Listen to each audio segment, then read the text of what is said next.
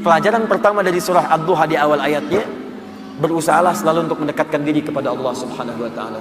Orang yang dekat dengan Allah, maka akan dijamin oleh Allah langsung hidupnya, baik dalam keadaan suka ataupun sedang merasakan duka, tidak akan berpengaruh banyak pada dirinya, karena yang paling tinggi dan paling menyenangkan adalah kedekatannya dengan Allah Subhanahu wa ta'ala. Jelas sampai sini? Baik. Jadi kalau dia sedang kaya, tahajud jalan, karena yang dirindukan tahajudnya. Lihat Abdurrahman bin Auf, Utsman bin Affan, Tamim Ad-Dari, kekayaan banyak, harta melimpah, kapak terbuat dari emas, malam masih tahajud, teman-teman. Masih sempat baca Al-Quran. Utsman tuh sampai jadi presiden masih punya waktu untuk khataman Quran. Kan Utsman radhiyallahu ta'ala anhu waktu terbunuh kan sedang baca Al-Quran. Masih puasa, saat itu sedang puasa. Anda bayangkan nikmatnya dekat dengan Allah, walaupun jabatan tinggi, yang terasa nikmat itu saat sedang beribadah kepada Allah, saat tahajudnya, itu yang dinanti. Nabi itu kedudukannya paling tinggi, tapi kapan merasakan kenyamanan? Saat tahajud, sampai tak terasa rakaat pertamanya 5 juz 4 halaman, paling sedikit 100 ayat.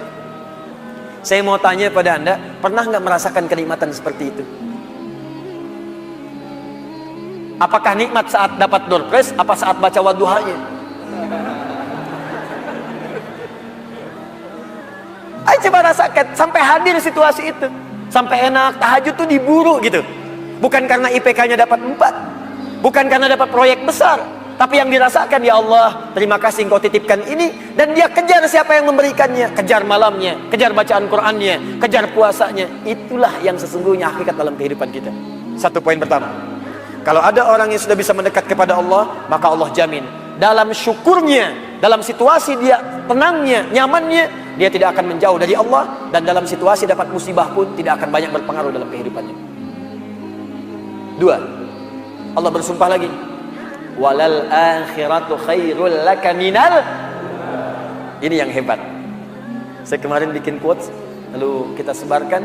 Ini sebetulnya di antara esensi surah Al-Duha.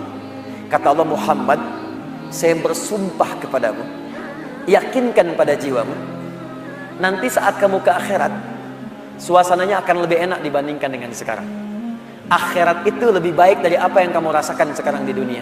Maksudnya begini, kalau kamu sedang capek, kamu sedang ada musibah, kamu sedang lelah, sabar. Nanti kalau sudah pulang, semuanya akan hilang. Memang dunia itu tempat capek, karena memang tempat beramal. Sholat di dunia, kerja di dunia, puasa di dunia, baca Quran di dunia. Kenapa kita kerjakan? Supaya cari bekal untuk pulang ke akhirat. Nanti kata Allah, kalau sudah pulang semuanya akan hilang. Jadi tenang aja teman-teman. Capek cuma sebentar. Ya, capek cuma sebentar. Lelah, gak apa-apa. Namanya juga dunia. Dunia itu memang tempat capek.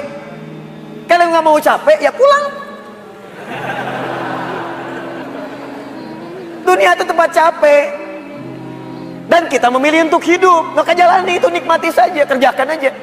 Setiap kerja ada pahala, setiap kerja ada pahala, setiap sholat pahala, baca Quran pahala, niat mencari nafkah karena Allah pahala, merawat anak pahala, memberikan ASI pahala. Gak apa-apa, memang capek, memang ya dunia sifatnya capek. Setiap tahapan tuh capek lagi, biasa, supaya dapat bekal. Bukankah orang kerja dapat gaji? Dan enak kan kalau gajian? Dan kalau sudah dapat gaji, lupa kan 29 hari ke belakang?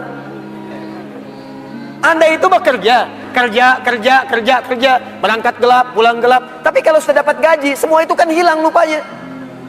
Pergi ke Lembang, ya, jalan sama keluarga. Ada yang ke Palembang, beli pempek. Ada yang ke Lembang, beli mak Lembang. Semuanya kayaknya hilang aja. Besoknya kerja lagi. Kata Allah, saya janjikan yang lebih dahsyat. Kamu sabar saat di dunia, karena dunia memang tempatnya capek. Kamu cari bekal aja. Nanti saat pulang ke akhirat, saya berikan yang lebih indah dan gak akan pernah ada capek lagi.